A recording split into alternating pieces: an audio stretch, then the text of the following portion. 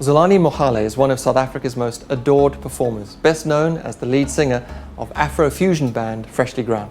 Glamour declared her and bandmate Kyla-Rose Smith iconic amongst South African women. She has worked with Robbie Williams, the Parlatones, and is known to millions around the world for the hit track Waka Waka, the official song of the 2010 FIFA World Cup, which she and Freshlyground performed with Shakira. This is our conversation. You were born in the Eastern Cape. Do you feel now that you are in a different space? Yes, everything feels completely different.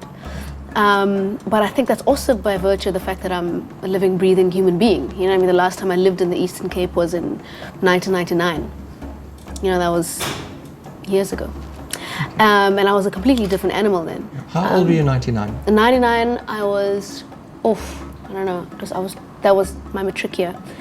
Maybe 18, 17, 18. Can you dial it back to 15, 12, 10, that kind of... No, I can't, because I've got a strange memory... Seriously? Loss, yeah. And much of my life, I have just lived and then it's gone by. Have you seen someone?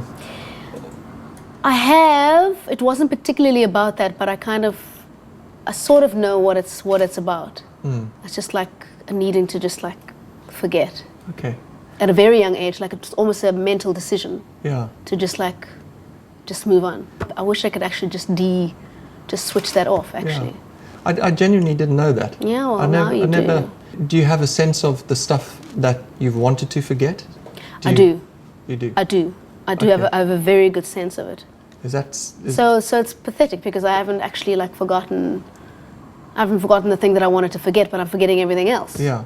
Was it trauma or was it? It was trauma. Okay. It was trauma. It went back to my mother's death. And I was like 5 or 6. Sure. It was like then. Okay.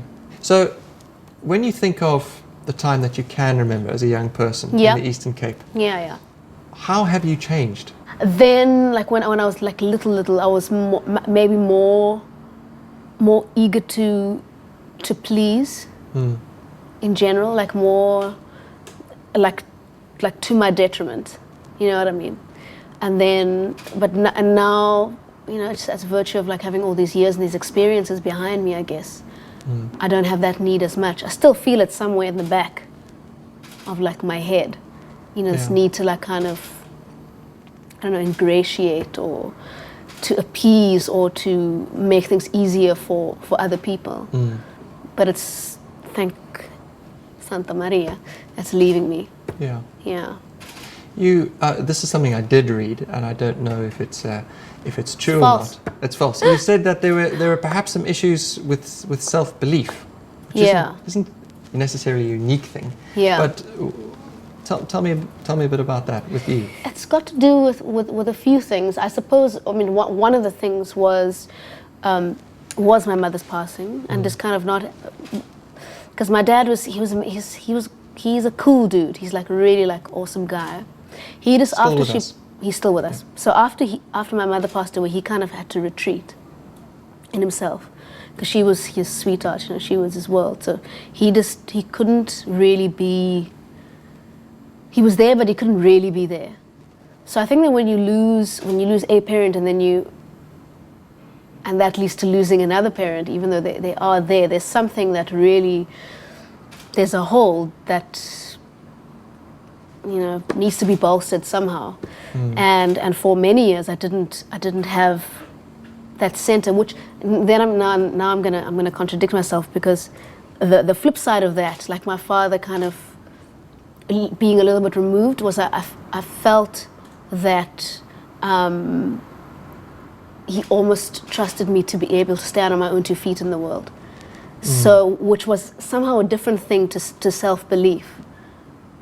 I was self-confident in a lot of ways, but there was something that was missing, some reinforcement that wasn't there. So fundamentally, I felt okay, he knows that I'm going to be cool.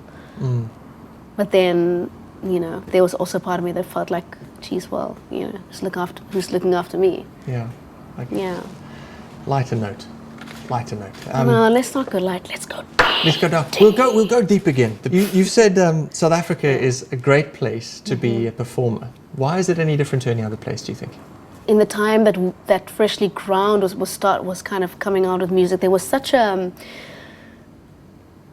thirst, for awesome stuff in the arts in general. So I feel like we just came out at a very cool time where South Africa was very receptive, and I still feel like that's the case. There's still not as much choice here as in London, or New York. You get lost over there, but here you still can have a voice, you can have a presence. Yeah. Presence, that's got to be very affirming, that if you have one has a sense of presence, that you're doing something that people notice. Yes, and that can come and go. What does it feel like when you've got it, and what does it feel like when it is gone?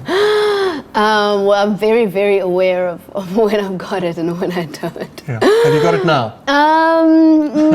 It's a bit on the edge. I mean, I think that I was on TV. I did this drama series, which was like quite a big thing for Xhosa people, and not just Xhosa people, actually, black people, the blacks. Yeah. So there's that experience, and then there's Freshlyground, which, I still, people sing Doobie Doo to me, to this very day, and we wrote that song in 2003. It was ages ago. So we like kind of in the consciousness, we in South Africa's the kids who have grown up listening to us, So it's almost continuous. But then when I know when I've got it, it's kind of, there's even more of an in-your-faceness of more people are just aware of me, more people want pictures, more people want to, interact. I saw Larry King speaking to Oprah Winfrey. Yes. Some time ago. And Oprah Winfrey said something, well, it surprised me. She was in France, okay? And she was shopping. And she went into a store, and she chose a particular item, and it was very, very expensive. And she was confronted with racism. And the person said, no, you can't afford it. You, in South Africa, being who you are, do you still have a sense of racism on occasion, or traveling elsewhere in the world? Yeah, well, I mean, I live in Cape Town. What does that mean, that you live in Cape Town? I'm a young Xhosa woman living in Cape Town. And what that means is that it is still quite village-minded. It is still quite listen, things have changed quite a lot, especially since I moved here. I mean, I got in 2000. And I would say things are freer, and people are more used to freedom of movement of people of other races, and by people I mean white people. But there's still the occasional. I still get that shop thing, You might have noticed I'm a white guy. You? Okay, so. Oh my God. So there's, on two profound levels, I'm just not going to get it. But when someone treats you as the other in a racist way, what for you as the recipient, what does it feel like, and what does it mean? What's going on inside of you? Just a little bit raw, I don't know, it's just you kind of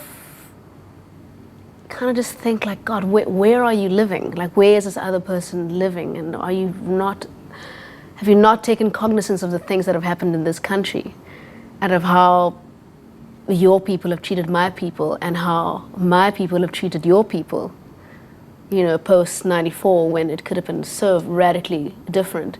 When you say you don't understand how my people have treated your people, what do you mean? Who's the us and who's the them in that?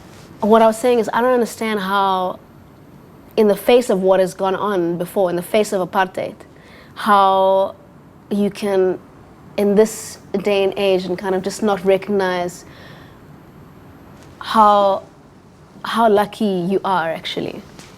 You know what I mean?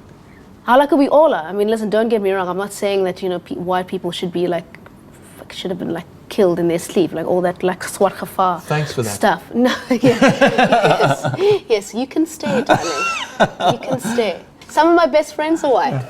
Including your husband? Including my husband, and now it's out there. It's been said that Cape Town in many ways is a microcosm of the world. So the divide between London and Lagos is felt here between this year, Cape Town and Khayelitsha. Yes. You know? Oh, yeah. So those fault lines are much more compressed here. How do we soften those fault lines in the real world? What a question. Well, you know what? I think it's very difficult for the change to be expected to come from the underprivileged of our societies, from the people who have nothing, the people who are living below the breadline. I think there's got to be a huge push for the people who are, and I include myself, you know, who are sitting pretty here under the mountain, you know, to reach over and to mend fences and to make this country work. That's what it's actually going to take. What's next for you and Freshlyground? What's next for me is, I feel like I'm so famous, and I wish I was much less famous and more rich, you know? So I want to like try and do some conversion work here, you know? That is such an interesting answer. Yeah. That's the nub. Yeah. There are so many very happy musicians in this country. Yeah. Very happy musicians. Yeah. But converting it is sometimes a challenge. Yeah. Maybe a record label, maybe Focus, maybe... Well, yeah, I don't know. I mean, we're not even with a record label anymore, you know, we've gone independent, you know, we're doing our own thing.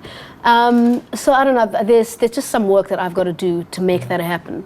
Okay. And it's to do with with being more, taking more ownership, I think, of myself and of my image and where I want to be, and kind of, you know, and my value, actually, you know, acknowledging my own value.